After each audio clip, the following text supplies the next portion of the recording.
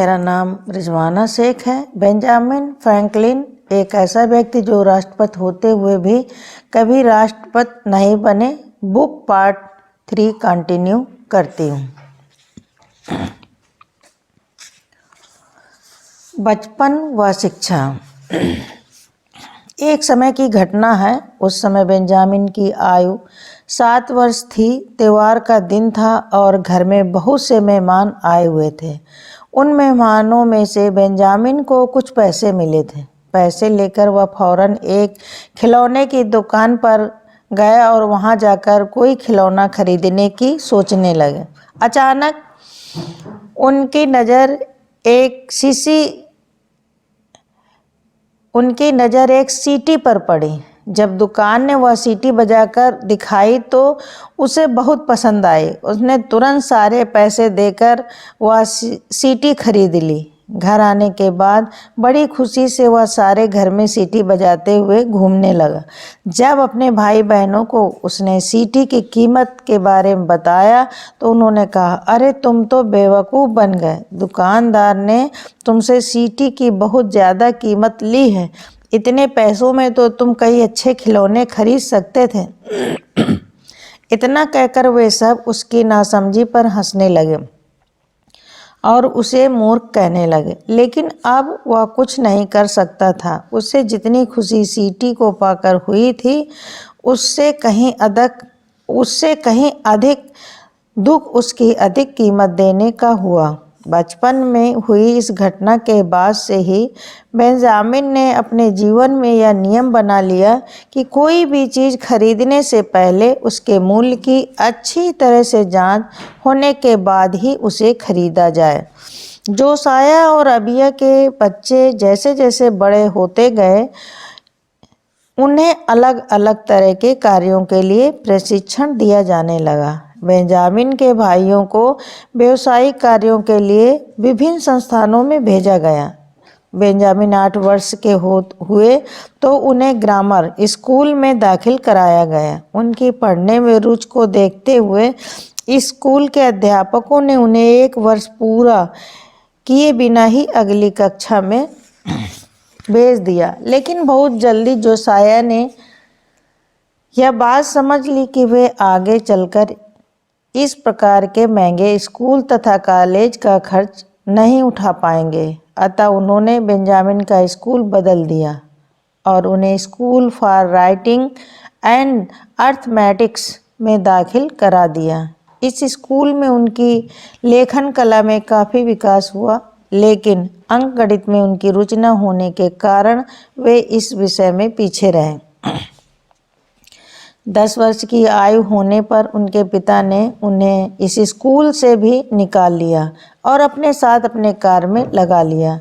वे उनके हर छोटे बड़े कार्यों में हाथ बटाने लगे। छुट्टियों के दिनों में वे अपने भाई बहनों के साथ चर्च में जाते और वहां जाकर बहुत ध्यान से पादरी के उपदेश सुनते। जोसाया स्वयं भी धार्मिक कट्टरता में विश्वास रखते थे, लेकिन उन्होंने कभी इस कट्टरता को अपनी संतानों पर हावी नहीं होने दिया।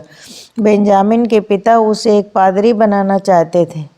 उनके चाचा का भी यही विचार था, लेकिन बेंजामिन बड़ा होकर पादरी बने। उनकी प्रारंभिक व वास्तविक शिक्षा घर पर ही हुई थी। उनके चाचा को कविताएं लिखने और पुस्तकें पढ़ने का बहुत शौक था।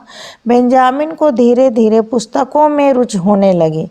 उसे सबसे पहले बनियन द्वारा लिखित पुस्तक पिलग्रिम्स प्रोग्रेस पढ़ने को मिली। बेंजामिन ने इस पुस्तक को बहुत चाव से पढ़ा। यही नहीं, उन्होंने उसके बाद बनियन के अनेक ग्रंथ पढ़े और उसमें लिखी ज्ञान की बातों को अपने जीवन में उतारा। अपने मिले हुए जेब खर्च से वे हमेशा पुस्तकें ही खरीदते। उन्होंने अपने बाल्यकाल में जितना कुछ भी व्यवहारिक ज्ञान सीखा उसमें उनके चाचा का बहुत बड़ा हाथ रहा। भोजन के समय का उपयोग। जोसाया और अबिया के परिवार का भोजन करने का समय भी ऐसा होता था कि पूरा परिवार एक साथ बैठकर भोजन करता था और इस दौरान जोसाया अपने बच्चों का मन बहलाने के लिए उन्हें ज्ञान की अलग अलग बातें बताते तथा हंसी मजाक किया करते। यही नहीं, वे और अब यह उस समय कर रहे भोजन के बारे में भी बच्चों को बताते कि वे भोजन में क्या खा रहे हैं, उसे कैसे पकाया गया है, उसमें क्या क्या सामग्री डाली गई है आदि।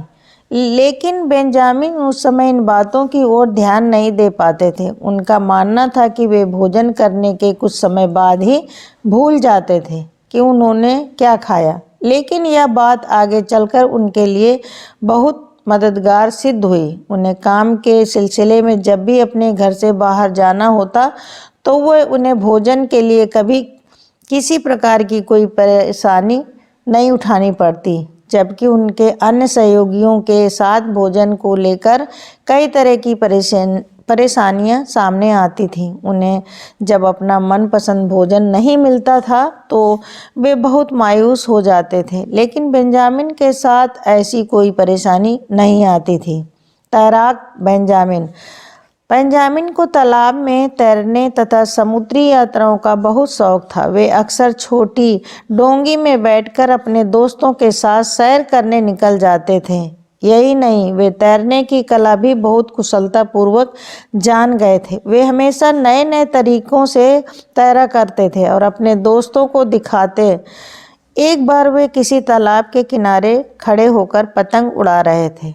जब पतंग बहुत ऊंचाई पर हवा में चली गई तो उन्होंने पतंग की डोर का एक सिरा किनारे के पेड़ से बांधा और स्वयं तालाब में तैरने के लिए कूद गए।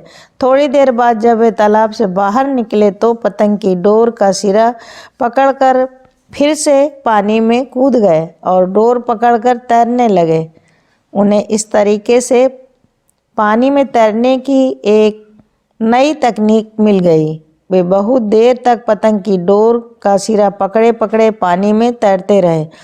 इस विधि से उन्हें किसी प्रकार का ना तो जोर लगाना पड़ा और ना ही पानी में हाथ पैर चलाने पड़े। हालांकि उन्होंने इस प्रकार तैरने की विधि कभी दोबारा प्रयोग नहीं की, लेकिन उनका मानना था कि इस प्रकार से भी पानी में तैरा जा सकता है और इसमें किसी प्रकार का खतरा नहीं है।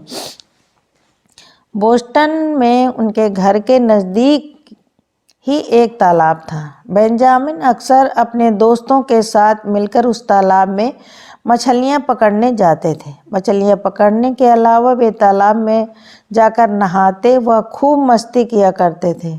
इस वजह से तालाब के किनारे बहुत कीचड़ हो जाया करता था। उन्होंने सोचा कि क्यों न तालाब के किनारे कुछ पत्थर इकट्ठे करके वहाँ एक घाट सा बना दिया जाए ताकि किसी को भी परेशानी ना हो। बस फिर क्या था, वहीं पास में ही किसी का मकान बन रहा था और बहुत सारे पत्थर पड़े हुए थे। शाम के समय जब सभी मजदूर काम समाप्त करके वहां से चले गए तो बेंजामिन और उसके दोस्तों ने मिलकर बहुत से पत्थर उठाकर तालाब के किनारे जमा दिए और वहाँ एक घाट बना दिया। अगले दिन मजदूरों ने देखा कि मकान बनाने के सामान में से बहुत से पत्थर गायब हैं। जब उन्हें बेंजामिन और उसके दोस्तों के बारे में पता चला तो वे उसके पिता से शिकायत करने उसके घर पहुंच गए। बेंजामिन ने तुरंत अपनी सफाई देते हुए कहा, हमने वे पत्थर केवल इसलिए वहां से उठाकर तालाब में जमाए हैं ताकि अन्य लोगों को दलदल और कीचड़ में उतरना ना पड़े। इस पर उसके पिता ने उसे समझाया कि देखो बेटा, तुमने दूसरे लोगों की सहायता के लिए वहां से पत्थर उठाकर तालाब के किनारे जमा दिए, या तो अच्छी बात है, लेकिन इससे उस इंसान का नुकसान तो हुआ जिसका मकान बन रहा था। अतः किसी भी काम को तब तक अच्छा नहीं माना जा सकता जब तक उसमें ईमानदारी ना हो। पिता की यह सीख बेंजामिन के दिमाग में बैठ गई। इसी सीख के बल पर वे आगे चलकर अमेरिका जैसे विशाल देश की एक महान प्रतिभा के रूप में उभरकर सामने आए। Thank you.